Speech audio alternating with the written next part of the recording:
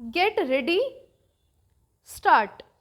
Next, I come to the question of the Vigilance Commission.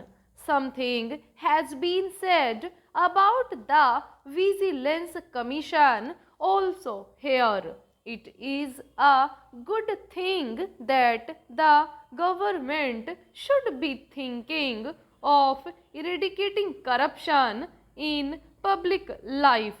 They have appointed the vigilance commissioners, and this is a welcome sign.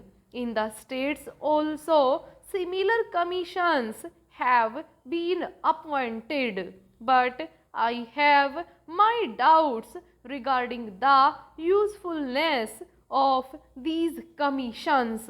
In the first place, I have objection to the appointment of the chairman of the commission.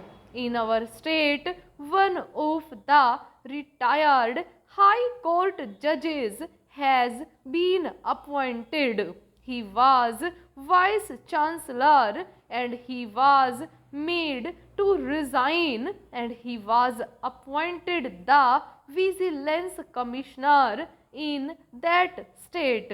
Particularly, I am opposed to the appointment of any retired High Court judge because I am of the opinion that High Court judges should not be appointed after their retirement.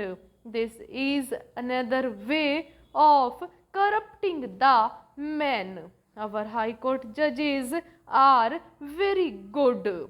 There may be some exceptions, but so far they have kept up the reputation of the judiciary. But nowadays, since the government is appointing them to such lucrative posts, for instance, as vice chancellors and as chairman of commissions and so on, there is a tendency to secure some favor or the other from the executive, and this is not a very healthy sign. Therefore, I would not mind if a High Court judge who is in regular service is appointed as the chairman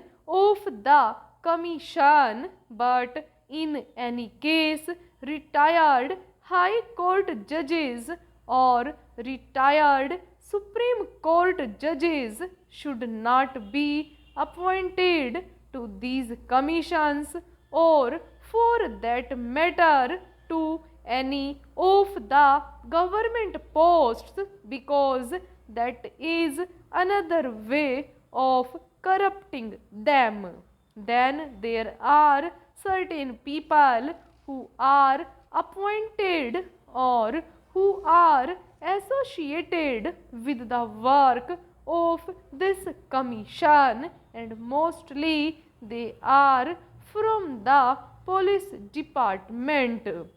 We all know what is the reputation of the police department in this country. The police have in our country failed to create any confidence among the public.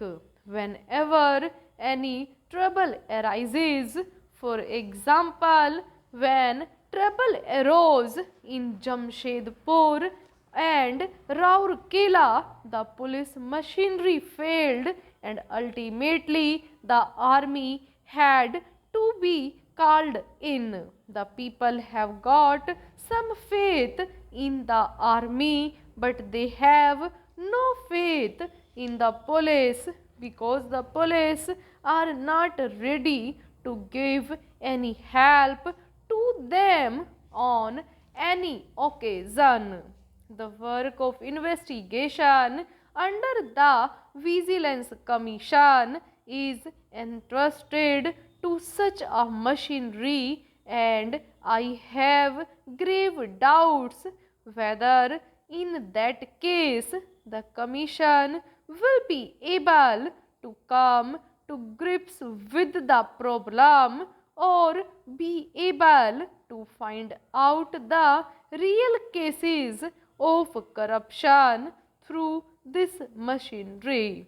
If I am not wrong, I have read in the papers that there are complaints against the very officers or against the very persons who are now entrusted with the work of this Vigilance Commission. Therefore, my submission is that the agency for the investigation should be independent.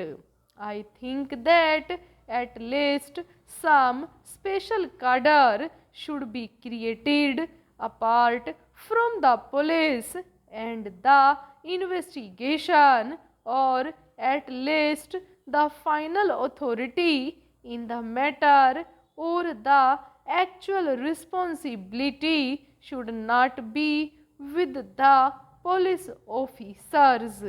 What I have been told is that these very police dignitaries are entrusted with this investigation work, and when these police people investigate these cases, I doubt whether any real case can be brought to the notice of the Vigilance Commission.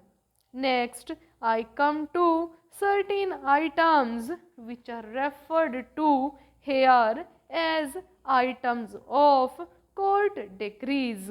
Last time when I spoke on the appropriation bill, I had requested the government not to act like a private party. The government appoints the arbitrator, and then being aggrieved against the decision of the arbitrator, they go in appeal to the High Court or to some other higher authority.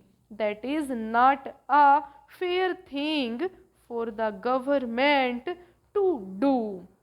Once the arbitrator gives his decision, the government, like a good litigant, should accept that verdict and accept that judgment, and should not waste public money in going in appeal on that.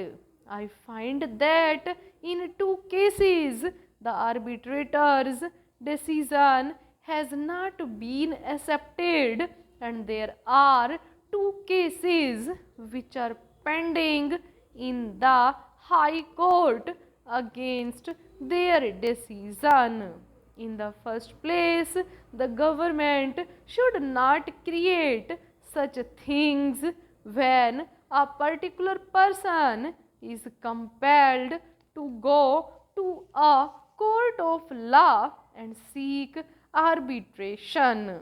But then this is the rule of law, and everybody has the right to go to court, and the government also has got the right to go to court against any person. So there is nothing wrong if the proceedings go to the court. But once there is a decision, the government should not go and avail of all the steps that are available to a private person, because there is a slight difference between a private person and the government. Full stop.